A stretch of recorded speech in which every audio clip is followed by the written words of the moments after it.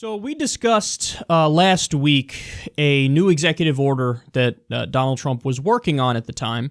He's since actually signed this executive order, but the idea behind it was to ban people from certain countries from coming to the U.S. Well, now that it actually went into effect and he signed it, there's been a giant backlash. So you had protests in many cities all across the country. And it's actually a very heartening thing to see because apparently he took one step too far and he bit off more than he could chew. And the American people said, hell no, this isn't going to happen. We're going to get out there. We're going to march. All these different airports across the country were just swarmed with people.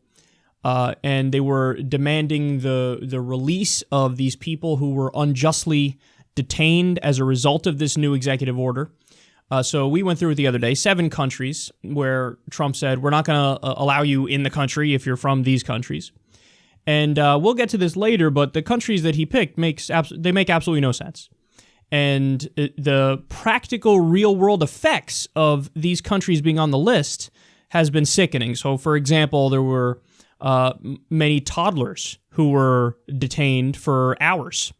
I saw a little news clip on it the other day, a 5-year-old who was detained for hours, and, the mother was crying, where's my son, what's going on here?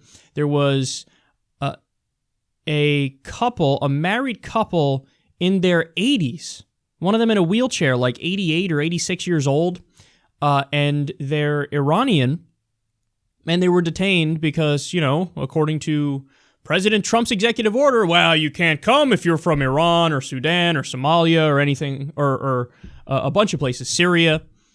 So when the rubber meets the road and it's no longer theoretical and you're actually implementing these policies, you see the obvious problem with it, that you're doing this giant dragnet and this really generalized, vague idea of saying all people from that patch of dirt can't come in here.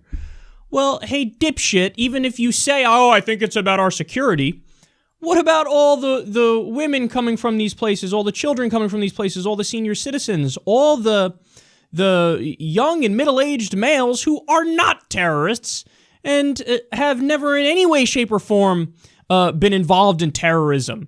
I mean, this affects people I know. There are people who are here on a green card and are working and are productive citizens. And if they were to, go to Canada for the weekend and try to come back in, they wouldn't be allowed back in. So this is just out of this world ridiculous. And people said, no, this isn't going to happen. We're going to get out there, we're going to protest. And it was spontaneous protest. It was a giant backlash, and it was a good thing. Now, there's been, a kind of sort of debate about, well, is it a Muslim ban or is it not a Muslim ban? I don't know if it's a Muslim ban. Let's talk about this. Well, I'm going to get to Rudy Giuliani here because Rudy Giuliani went on Fox News and he forgot to bullshit everybody during his segment. And he admitted something that he'd probably like to have back because it flies in the face of the narrative that the White House and their apologists are trying to put out there. Let's watch. And I want to ask you about this ban and the protest. Does the ban have anything to do with religion? How did the president decide the 7 countries? I understand the permanent ban on the refugees. Okay. Talk to me. Tell you the whole history of it. So right. When he first announced it, he said Muslim ban. He called me up. He said, put a commission together. Show me the right way to do it legally. Whoopsie daisies. There it is. So Trump spoke to Rudy Giuliani, hey, I want to do a Muslim ban. How do I do it legally? Well, you obviously can't just say, we are doing a Muslim ban, because that would get slapped down in the courts in an instant because it's obviously unconstitutional. So what do?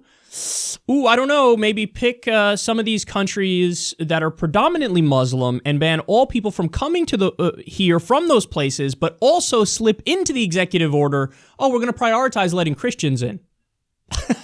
So, I wonder what you're trying to do. I wonder what you're trying to do here. So I find it hilarious that some people are like, no, it's not technically literally a Muslim ban. He didn't literally say the way you wrote it out that it's a Muslim ban. So, I got you on a technicality. Don't I look like an idiot doing mental gymnastics? Yes, you do. So the countries where people are banned from coming from are Iraq, Iran, Syria, Yemen, Sudan, Libya, Somalia. By the way, hilarious. We're bombing most of those countries. So we drop bombs on your head, in many instances ruin your life, and then if you try to flee from the carnage and the disaster and leave it all behind you and start fresh and run towards freedom, we say, fuck off. By definition, if you are from these places, you are not even worthy of consideration. Now, I think it's 30 days to 90 days that they're going to do it for.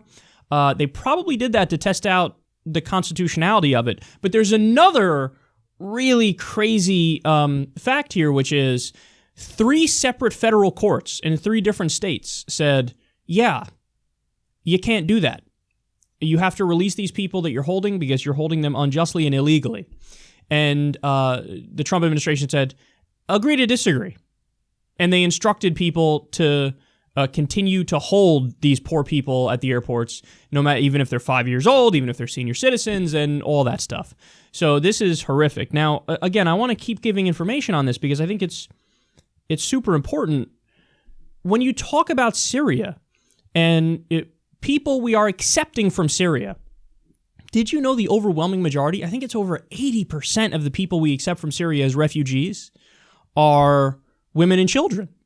Now, furthermore, Trump loves to use this line, like, oh, extreme vetting, we're going to do extreme vetting, which, by the way, sounds hilarious. It sounds like he's talking about the X Games or something, and it's like, extreme snowboarding. Extreme vetting, that's what we're going to do. It's going to be tremendous, believe me. It'll be so extreme. Well, guess what? We already have extreme vetting. The way it works right now, you have to do biometric screening. There are like over a dozen different government agencies involved in doing a background check. It takes over a year on average to get in here. So we already have really rigorous vetting, the most rigorous vetting process in the world. So we already have that. But people on the far right are ignoring that we have that. And they're saying, I don't care, more, let's do more. Let's do more and let's ban people from these places. And on top of all of that, again, you have in Iran, for example, who's on the banned list. Iran, they're a Shia nation. Now, obviously, they're not perfect, and they have terrible, terrible issues, and they're a theocracy, and we should oppose that, and I hope they have a secular, liberal revolution and move in the right direction, so on and so forth. But those are not the goddamn terrorists. In fact, how many fatal terrorist attacks have been committed from people from all 7 different countries that are on this ban list in the last 40 years in the U.S.? 0. Isn't that a stunning fact? They're banning them because terrorism. We gotta be terrorism. There's gonna be terrorism, so we gotta ban these people. Oh, they did 0 attacks in the last 40 years? What? And again, I don't think Trump's idiot parade knows that Shia Islam is different from Sunni Islam, and they don't know that Wahhabi or Salafi Islam is the ultra-conservative extremist version of Islam, which is the ideology that ISIS is birthed out of, and Al-Qaeda. Like, they just think Muslim, I don't know. So the people in Iran who are fighting ISIS, they're guilty enough, and they are ISIS. The poor carpenter with his family who's trying to flee ISIS in Syria, they're equal to ISIS, because, I don't know, you share a religion close enough. Well, then don't get mad when we fucking call you a bigot, because that's what you are. If that's the way you think, hey, close enough. There's 1.6 billion Muslims on the planet. From these 7 countries, I'm going to ban the Muslims effectively. And that's close enough to ISIS and Al-Qaeda for me. So that's it. That's the end of the conversation. Well, then you are doing generalized thinking. You are doing vague thinking. You are doing broad thinking. You are treating them as a monolith. And that is, of course, a bigoted position. But they clutch their pearls when you say that. Oh, how dare you call me a bigot when I just enacted bigoted policies? What do you mean? So I'm sick of the fucking tap dance and just admit what you are, man. Just admit it. Now, people also like to bring up the whataboutery point. But what about Obama? This show has ripped Obama endlessly. One of the main things I ripped him for was, hey, look, he's doing drone strikes on people he shouldn't be doing drone strikes on. We're doing 7 interventions right now. He's killing massive numbers of innocent people. Obama put these countries on a list, and the list said, hey, people coming from here, you have to do extra vetting because these are countries of concern. But now people are trying to do a full false equivalence and say, well, he's equal to Trump. That is not equal to Trump. Trump's saying, I'm going to not allow them in from those countries at all. All of them are guilty enough.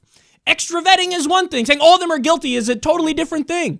But on top of that, I ranted against Obama endlessly, and many people in my audience are consistent on this point too. We railed against the drone strikes, so we were outraged by that, and we fought that, and we're also going to fight this. When people try to make this counterintuitive point of like, it's all equal between all the presidents, so shh. Well, why the fuck would I not criticize Trump when he's also doing shitty policies? Can we focus on the issue at hand, which is this is a horrible idea, likely unconstitutional, illegal according to the courts, and we should roll it back and go in a different direction? So I'm quite annoyed by the disingenuous arguments being used in this discussion. I'm quite annoyed by apologists on this. We can't have a policy like this. So many innocent people are being affected, and what drives me crazy is the people on the right love to criticize people on the left for doing identity politics. Oh, yes, you're pitting whites against blacks, and you're identifying solely with a group and the collective over the individual, and we're against that. But then when Trump says, I am going to ban all Iranians full stop, I'm going to ban all people from Libya or Syria full stop, they go, what do you mean? That's a good idea. I don't know what you're talking about. It's just to protect the country. So you're going to get mad at the left for collectivism and identity politics, but you're going to practice the same kind of collectivism and identity politics. When you say, yeah, if you're from Iran, that's close enough to being a terrorist. You're Muslim, good enough. So you are a monolith, and you are guilty enough for the actions of extremists. So I'm just going to, group you all together and say it is what it is. Well, that's irrational by its nature. You go on a case-by-case basis, and that's not what they're doing here. They're doing the opposite of that, and I support the protests and the movements against it because this shouldn't be what America stands for.